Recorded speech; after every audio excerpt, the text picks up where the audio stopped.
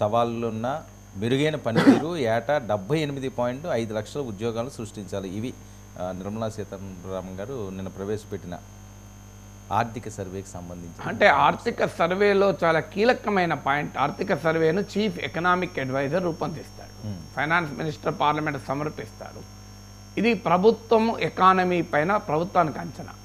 చాలా కాలంగా మాలాంటి వాళ్ళని చెప్తున్న అంశం. ఇందులో ఒక కీలకమైన అంశం ఉంది. The corporates who are swimming in the profits, అంటే లాభాల్లో ఈదుతున్నారట. So who are swimming in profits. ఇవాళ మీరు హిందూలో చదవండి పొద్దున్నే. నేను ఇంకా ఎకనామిక్ సర్వే అదొక 450 పేజీల పుస్తకం. ఆ పుస్తకం మొత్తాన్ని నేను చదవలేదు, కానీ దట్ ఇట్స్ రిపోర్టాజ్ చదివాను. హిందూలో చూడండి, the corporates who are swimming in profit should take up the responsibility to create productive jobs. అంటే కార్పొరేట్ కంపెనీలు లాభాల్లో ఈదుతున్నాయి.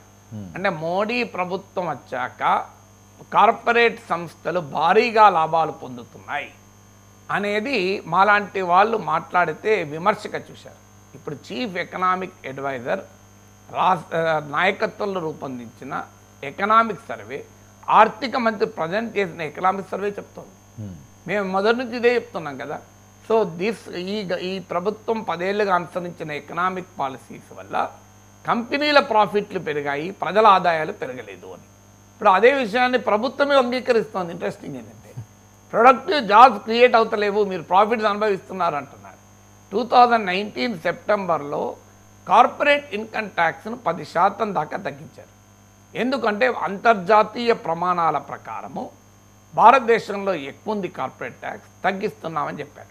దీనివల్ల కేంద్ర ప్రభుత్వానికి 1,86,000 కోట్ల ఆదాయం పోయింది.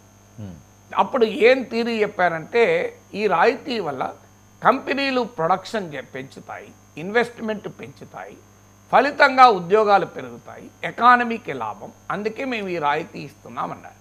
ఇవాళ ఎకనామిక్ సర్వే ఏం చెప్తోంది?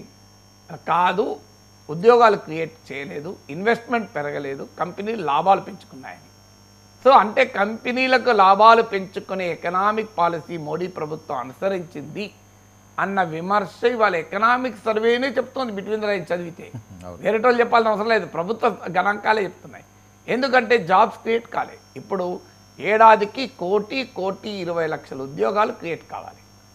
ఎందుకంటే మన దేశంలో అంటే వర్కింగ్ ఏజ్లో ఉన్న పాపులేషన్, అంటే లేబర్ ఫోర్స్ అడిషన్స్, ఇంతమంది ఉద్యోగాలకు కావాలి. కానీ ఎకనామిక్ సర్వేలోనే చెప్తుంది 78 crore మించి 78 lakhs మించి ఉద్యోగాలు క్రియేట్ కావు అని.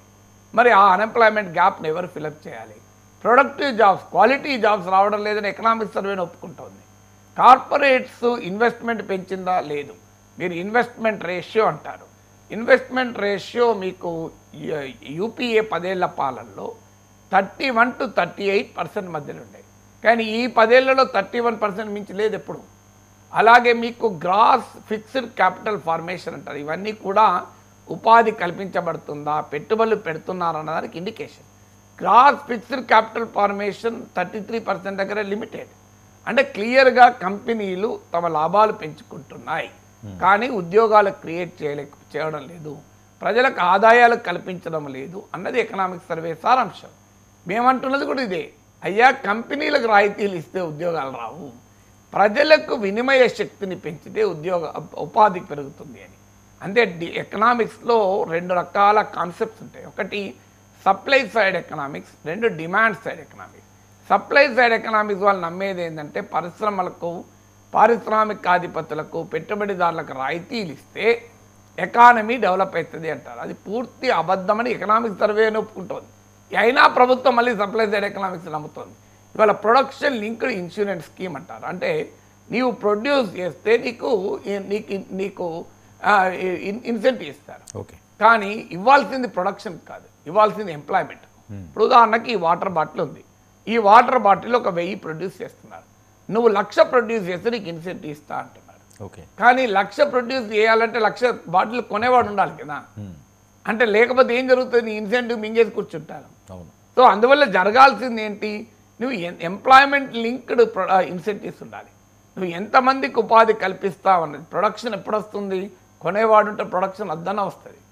ప్రొడక్షన్ ఇన్సెంటివ్ కాదు, ఎంప్లాయ్మెంట్కి ఇన్సెంటివ్ ఉండాలి. ఎంప్లాయ్మెంట్ ఇన్సెంటివ్ ఉన్నప్పుడు ఆదాయాలు పెరుగుతాయి. ఆదాయాలు పెరిగితే కొనేవాడు పెరుగుతాడు. కొనడం పెరిగితే ఆటోమేటిక్గా ప్రొడక్షన్ పెరుగుతుంది. అవును. సో అందువల్ల ఈ డిమాండ్ సైడ్ ఎకనామిక్స్ను ఇగ్నోర్ చేయడం వల్ల వచ్చింది. మీరు లాస్ట్ 5 ఇయర్స్లో, లాస్ట్ 10 ఇయర్స్లో ఎవరేజ్ గ్రోత్ రేట్ 5.8%. అదే 2004 to 14 a decade of corruption, a decade of incompetence, policy paralysis, నువ్వు ఎన్నన్నా పేర్లు పెట్టు, అప్పుడు 7.8% ఎవరేజ్ గ్రోత్ రేట్. అయితే ఒక వాదన చేయొచ్చు, ఇప్పుడు పాండమిక్ వచ్చింది కదా, ఉక్రెయిన్ వార్ వచ్చింది కదా, అలాగే మీకు గాజా యుద్ధం వచ్చింది కదా అని వాదించవచ్చు. అప్పుడు కూడా వచ్చాయి. 2008లో ఇంత గ్లోబల్ ఫైనాన్షియల్ క్రైసిస్ వచ్చింది. అది మామూలు సంక్షోభం కాదు కదా. మొత్తం లేమన్ బ్రదర్స్ లేకపోవడంతో మొదలై పెద్ద ప్రపంచవ్యాప్తంలో ఉన్న ద్రవ్య సంక్షోభం వచ్చింది. ప్రపంచ ఎకానమీ మొత్తం కుదేలైపోయింది. సో అప్పుడు వచ్చింది గ్లోబల్ అలాగే 2012 ఆ ప్రాంతంలో ఆయిల్ షాక్ వచ్చింది. $140 per barrel పోయింది. అది ఈ 10 ఏళ్లలో ఎన్నడూ లేదు. ఈ 10 ఏళ్ళలో అందులో సగం కూడా లేదు గ్లోబల్ ఆయిల్ ప్రైసెస్. అందువల్ల ప్రతి ఆ పీరియడ్లో ఉన్న ఛాలెంజెస్ ఆ పీరియడ్లో ఉన్నాయి, ఈ పీరియడ్లో ఉన్న ఛాలెంజెస్ ఈ పీరియడ్లో ఉన్నాయి. ఈ పీరియడ్లో మోడీ పీరియడ్లో 5.8% ఎవరేజ్ గ్రోత్ రేట్. అంతకుముందు యూపీ అన్ని కుంభకోణాలు వచ్చిన పీరియడ్లో 7.8. ఈవెన్ లాస్ట్ ఇయర్ 8%, ఇప్పుడు 6.5, 6.7% మించి ఉండదు. దీనికి కారణం ఏంటి? ఎకనామిక్ సర్వేలో ఉంది. ప్రజలకు ఉద్యోగాలు లేవు, ప్రొడక్టివ్ జాబ్స్ లేవు, employment is a big challenge అని. సో అందుకే దానికి పరిష్కారంగా స్కిల్లింగ్ చేస్తాం, నైపుణ్యం పెంచుతాం. నైపుణ్యం పెంచాల్సిందే, కానీ అల్టిమేట్గా కొనేవాడు ఉండాలి. ఇప్పుడు ఉదాహరణకి ఈ బాటిల్ తయారు చేసిన నైపుణ్యాన్ని నువ్వు పెంచు, ఈ బాటిల్ ప్రొడక్షన్ చేయి, కానీ అల్టిమేట్గా ఈ బాటిల్ కొనేవాడు ఉంటేనే కదా ఇవన్నీ. బాటిలే కొనటం లేకపోతే నువ్వు ఏం చేస్తావు? అల్టిమేట్గా ఏం చేయాలి? ఈ టేబుల్ తయారు చేసే నైపుణ్యాన్ని ఒక 100 మంది కార్పెంటర్లకు క్రియేట్ చేయి, ఫైన్, కానీ టేబుల్ కొనేవాడు ఉండాలి కదా.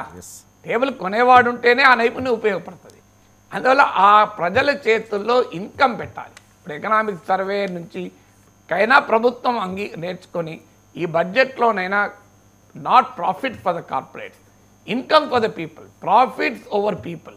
అన్ఫార్చునేట్లీ ఇప్పటిదాకా ప్రాఫిట్స్ ఓవర్ పీపుల్ నడిచింది, పీపుల్ ఓవర్ ప్రాఫిట్స్ కావాలి. అంటే కంపెనీలకు కార్పొరేట్లకు లాభాలకు కాదు, ప్రజలకు ఆదాయాలకు కావాలి. ఇది ఎకనామిక్ సర్వే చెప్పడం ఆశ్చర్యంగా ఉంది. అంటే కార్పొరేట్లు స్విమ్మింగ్ ఇన్ ప్రాఫిట్, అంటే అన్ని లాభాలు ఉన్నాయన్నట్లు స్విమ్మింగ్ ఇన్ ప్రాఫిట్, వాళ్ళు అద్భుతమైన లాభాలు సంపాదిస్తున్నారు. అయినా మరి ఎందుకు? అందుకే వాళ్ళు గమనించండి మీరు, కార్పొరేట్ లాభాలు సంపాదించినా కూడా వాళ్ళు income tax personal income tax కన్నా తక్కువ ఉంది. అంటే వాళ్ళపైన టాక్సేషన్ తక్కువ ఉంది, వాళ్ళ ప్రాఫిట్స్ ఎక్కువ ఉన్నాయి. అందువల్ల సామాన్యుడి చేతిలో ఆదాయం పెట్టాలి, సామాన్యుడికి ఉద్యోగాలు కల్పించాలి, సామాన్యుడికి నైపుణ్యం కల్పించాలి, సామాన్యుడికి ఆరోగ్యాన్ని కాపాడాలి అనేది ఎకనామిక్ సర్వే కూడా రైజ్ చేస్తున్న కన్సర్న్స్. లెట్ us see బడ్జెట్లో ఈ కన్సర్న్స్ అడ్రస్ చేస్తారా?